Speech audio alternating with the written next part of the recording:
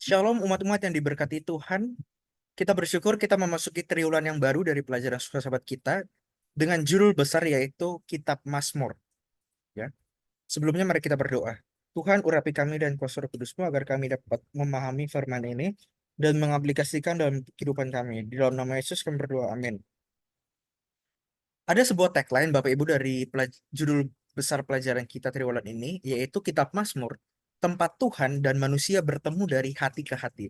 Jadi memang para pemazmur di sini mengungkapkan isi hatinya ya, atau curahan hati kepada Tuhan.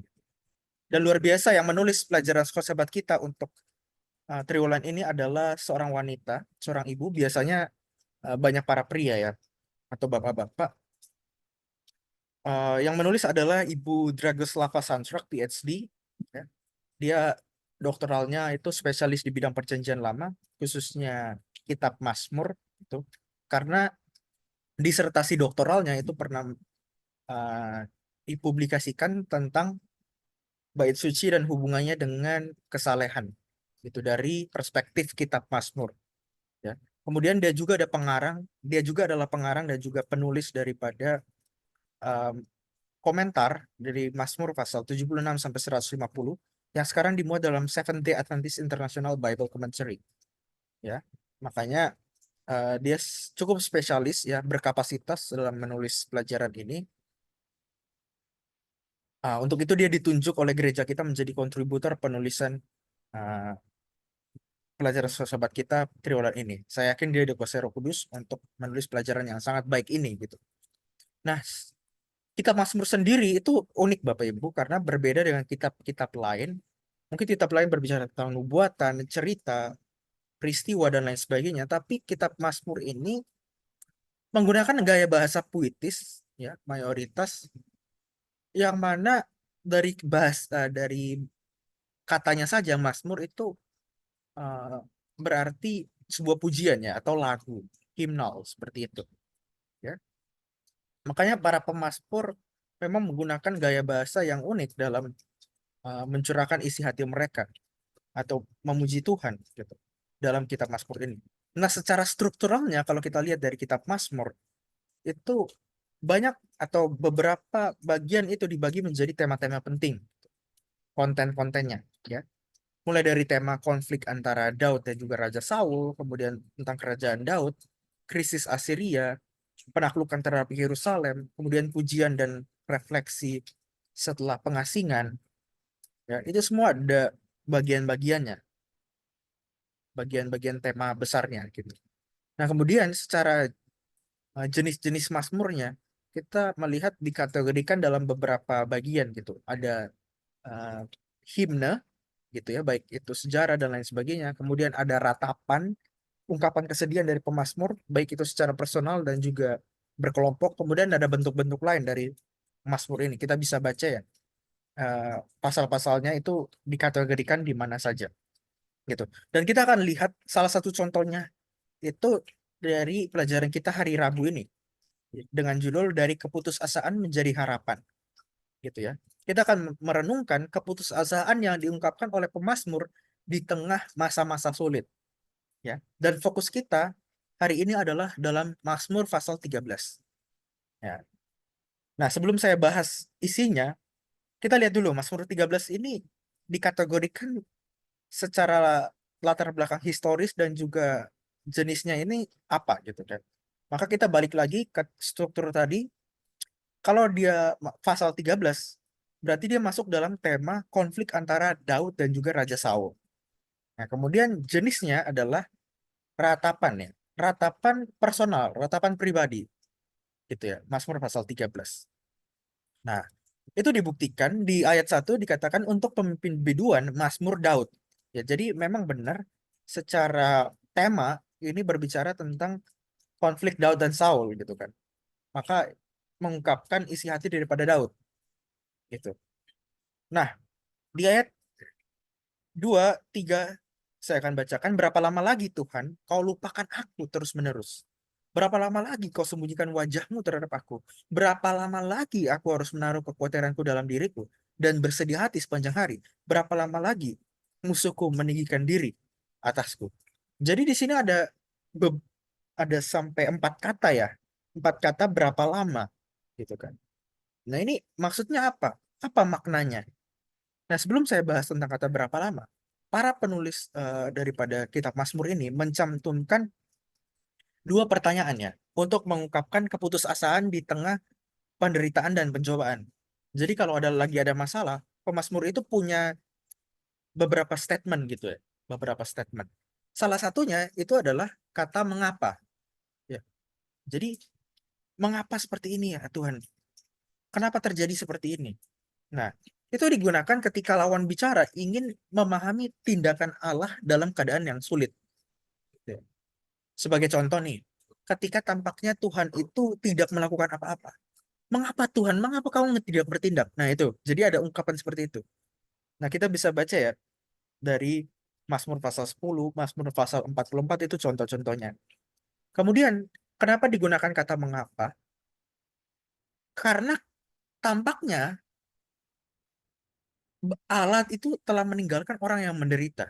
Jadi dalam situasi seperti itu ya, dalam situasi tampaknya Allah tidak peduli gitu dengan orang yang menderita gitu kan. Itu kalau kita bisa baca contohnya di Mazmur pasal 22, Mazmur pasal 42 ya. Nah, yang ketiga adalah ketika tampaknya Tuhan itu telah mengusir umatnya gitu kan. Nah, pada dasarnya Bapak Ibu Saudara-saudara sekalian, pertanyaan ini digunakan ketika ada usaha untuk memahami alasan tindakan kok Tuhan sepertinya tidak aktif gitu loh dalam penderitaan kita. Nah, tetapi Bapak Ibu, ada pertanyaan yang kedua atau statement yang kedua ketika pemazmur itu lagi mengalami keputusasaan, yaitu berapa lama? Ya, berapa lama? Ya. Nah, berapa lama dan kata mengapa itu berbeda ya. Benar-benar berbeda dengan kata mengapa tadi. Maksudnya. Nah, berapa lama ini tidak membantah tindakan Tuhan di tengah-tengah penderitaan seseorang. Jadi, pemazmur mengaku bahwa, oh Tuhan masih memegang kendali. Tuhan selalu memegang kendali. Selanjutnya, berapa lama ini pertanyaan ini tidak apa ya mengajukan sebuah apa ya perintah kepada Tuhan untuk membalas terhadap sumber rasa sakit dan kesedihan seseorang atas penderitaan seseorang. Jadi Tuhan lakukan sesuatu dong. Ini kenapa saya apa menderita seperti ini gitu kan. Tetapi ekspresi interogasi ya, ekspresi interogasi daripada kata berapa lama ini semata-mata menyuarakan keinginan untuk mengetahui berapa lama lagi Allah dan mengharuskan orang percaya untuk menunggu. Jadi kita lebih meminta bahwa Tuhan berapa lama sih engkau akan bertindak akan masalah ini? Saya yakin bahwa engkau memegang kendali gitu. Karena si Daud ini percaya bahwa Tuhan akan menolong dan menguatkan dia suatu kali nanti gitu kan. Nah seringkali manusia itu atau bahkan saya dan saudara itu tidak sabaran kan. Malah menyalahkan Tuhan dalam doa kita gitu. Tuhan kenapa sih seperti ini? Padahal saya setia dan lain sebagainya. Jadinya kita lebih ke arah meragukan Tuhan. Ya. Tapi kita lihat bagaimana pemazmur ini mengungkapkan pernyataan atau pertanyaan yang unik gitu ketika dia sedang putus asa gitu kan. Ya. Karena dia yakin bahwa Tuhan masih memegang kendali. Nah, pertanyaan ini juga, pertanyaan berapa lama itu menggambarkan perasaan atau kelelahan rohani yang kita tanggung dalam menghadapi penderitaan kita yang sedang berlangsung dan rindu untuk mengakhirinya. Ya. Ya. Biasanya eh, pemazmur itu sering meminta Tuhan dalam doa-doa mereka bahwa berapa lama. Dan demikian juga kita dapat apa ya, mencontohkan pernyataan ini ya, pernyataan yang baik ini, gitu ya. Nah, jadi memang fokusnya itu bukan kepada diri sendiri atau masalah kita, ya, tetapi mau menegaskan bagaimana cara kita berurusan, ya, berurusan dengan Allah gitu kan. Sifat setia Allah yang tidak berubah dari cara Allah berurusan dengan umatnya gitu.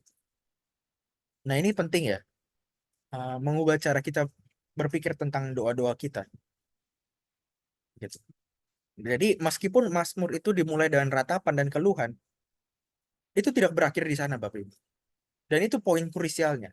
Apa yang terjadi di Mazmur pasal 13 ayat 4 dan seterusnya dikatakan, pandanglah kiranya, jawablah aku ya Tuhan Allahku. Bukalah mataku bercahaya supaya jangan aku tertidur dan mati. Supaya musuhku jangan berkata, aku telah mengalahkan dia dan lawan-lawanku bersorak-sorak apabila aku goyah. Tetapi aku kepada kasih setiamu dan aku percaya. Hatiku bersorak-sorak karena penyelamatanmu. Aku mau menyanyi untuk Tuhan karena ia telah berbuat baik kepadaku. Ya. Jadi setelah keluhan yang menyakitkan, Daud beralih ke permohonannya. Nah, ini menarik. Model peralihan ini bagi kita sebuah prinsip penting dalam doa-doa kita, Bapak Ibu. Jadi pelajarannya adalah kita tidak boleh mandek ya, atau berkabung dalam penyesalan kita terus-menerus. Ya. Sebaliknya kita harus bergerak maju dalam iman. Makanya dikatakan di ayat yang kelima, seringkali yang benar-benar kita butuhkan itu memang adalah jaminan bahwa Sang Pencipta menyertai kita. Dan di ayat yang keenam, sebuah ungkapan ini diakhiri dengan ucapan percaya ya. Tetapi kalau kita lihat bahwa ungkapan ini, ya, pernyataan ini bukan pernyataan iman yang sederhana, Bapak Ibu. Ya, bukan pernyataan iman yang sederhana. Selama masa kesusahan, Mazmur atau pemazmur ini mengungkapkan sukacita dan jaminan. Di Mazmur pasal 13 ayat 5 dan 6 kalau kita baca ya. Mungkin masalahnya masih ada, tetapi dia percaya bahwa itu akan diselesaikan. Dan dia bergantung pada pemeliharaan Allah yang menopang dirinya. Jadi kembali bahwa ya memang masalah-masalah itu, penderitaan itu ada. Tapi dia tahu bahwa Tuhan memegang kendali. Nah, balik lagi seperti tadi. Dan ketergantungan dan iman semacam ini harusnya menjadi teladan kita gitu. Kita juga harus percaya akan kepada Tuhan, percayakan kuasanya dan mengklaim janji-janjinya gitu. Nah, di sini Mazmur menggunakan 3 kata kerja dalam bait terakhirnya ya. Ada percaya, bersorak-sorai, dan bernyanyi. Nah, bagaimanakah kita bisa bergembira ketika kita berada dalam kesulitan? Ini menarik ya. Demikian juga bagaimana kita bisa bernyanyi dalam kesulitan. Kita melakukannya karena kita percaya kasih setia Tuhan itu benar-benar nyata dalam kehidupan kita. Aku mau menyanyi untuk Tuhan karena ia telah berbuat baik kepadaku. Mazmur 13 ayat 6. Kata ini unik ya. Pernyataan ini unik. Karena ada salah satu kutipan Ellen White kalau saya bisa hubungkan bahwa kita bisa yakin dan kita bisa percaya untuk melangkah di masa yang depan, di masa depan kalau kita tidak melupakan pengajaran-pengajaran Tuhan, cara-cara Tuhan menolong kita di masa-masa yang silam. Dan harusnya ini menjadi refleksi awal tahun kita bahwa kita percaya walaupun masalah-masalah itu datang, tapi kita percaya bahwa sebagaimana Tuhan telah menuntun kita di masa yang lalu, Tuhan yang sama, dan kita tidak boleh ragu dan takut bahwa Tuhan yang sama akan menolong kita di masa-masa yang akan datang. Dan ini yang harus menjadi ungkapan hati kita kepada Tuhan. Statement-statement yang baik yang disertai dengan rasa percaya ketika kita berdoa kepada Tuhan. Ya, apalagi kita mau memasuki atau kita sudah memulai rangkaian 10 hari berdoa dan ini menjadi sebuah pelajaran yang baik bagi kita kiranya. Tuhan Yesus memberkati kita. Amin.